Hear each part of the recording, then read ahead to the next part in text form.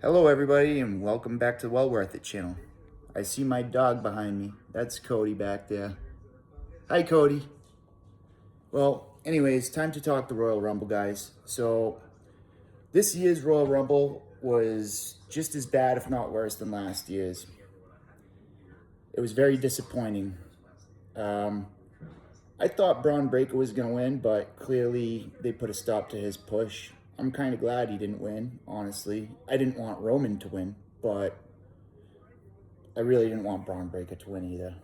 Um, the women's Royal Rumble was pretty good. I knew Liv Morgan was going to win. I want to talk about the women that I thought did really good in this match. So, for one, Kiana James. She came out at number 3. She's a manager for Julia, and they only book her as a manager or in tag team matches, but she did really good in this match. She had a standout performance. She lasted a long time, and I was impressed. And I think WWE should keep an eye on her and put her in a mid-card singles feud. Like maybe put her in the United States Championship or Intercontinental Championship card somewhere, you know? I'm not saying just give her the belt, but I think she should be, you know, on that path. Now, Lash Legend, she had a really good performance. She looked really strong in this match. I think she was booked as a powerhouse, and it was annoying hearing the crowd chant overrated to her, because if anybody's overrated, I think it's Rhea Ripley. But nevertheless, I think Lash did a really good job, and most of those women did. Now, Becky Lynch was thrown out very unceremoniously, and I think that whole thing with Maxine is foolish, and Triple H is just really trying hard to get her over. And I don't get it, because you have guys like LA Knight who are so much over, and everybody loves him, and he got the loudest pop of the night, and he can't get anything. They refuse to give the man anything. So it's just annoying. You know, you have to be a kiss ass to get anywhere in WWE or related to somebody. And Liv Morgan won like I thought she was. She'd been in the final 2, the last 3 Royal Rumbles. So I think she has earned this. She doesn't deserve it, but she earned it.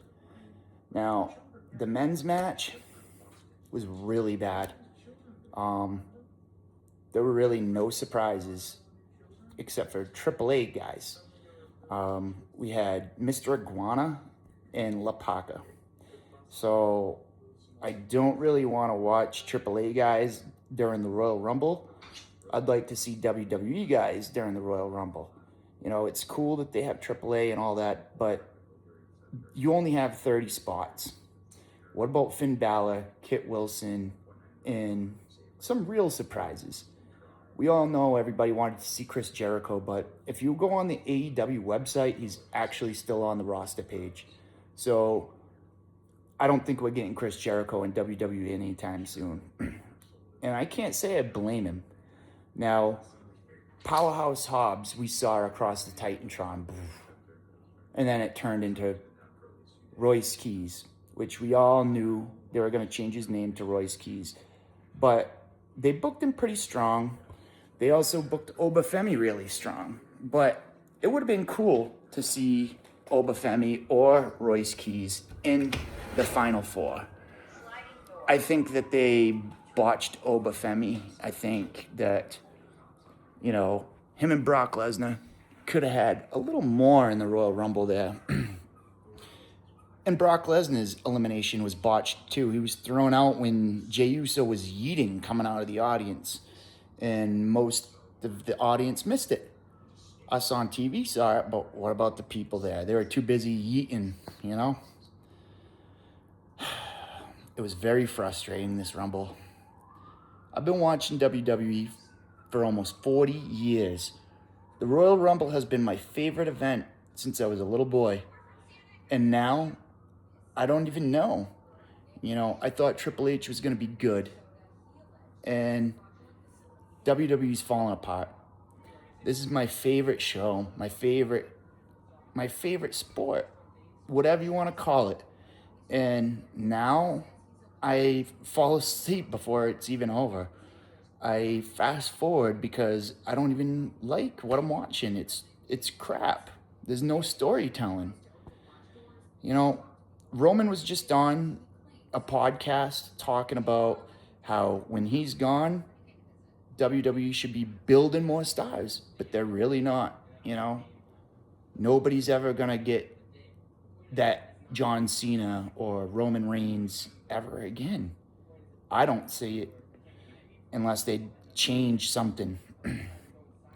Now, Drew McIntyre beat Sami Zayn, which thank God he did, because as much as I like Sami Zayn, he's a mid-carder. Anytime he should have got the World Heavyweight Championship was when he wrestled Roman at Elimination Chamber in Montreal. They should have pulled the trigger then. Now it's too late. But in my personal opinion, I think I'm going to start watching AEW because Tony Khan, I don't have a whole lot of good to say, but the past few months, past probably 6 months, it's been better storytelling than WWE, better booking than WWE. Look at Tommaso Ciampa. In NXT, he was a 2-time NXT champion, And then he comes to the main roster, and for 3 years, he's nothing but tag team, So, one match in AEW, and he's already the TNT champion. He's being booked great, and so is Andrade. Andrade is going to be wrestling for the World Heavyweight Champion at some point, That's cool to see.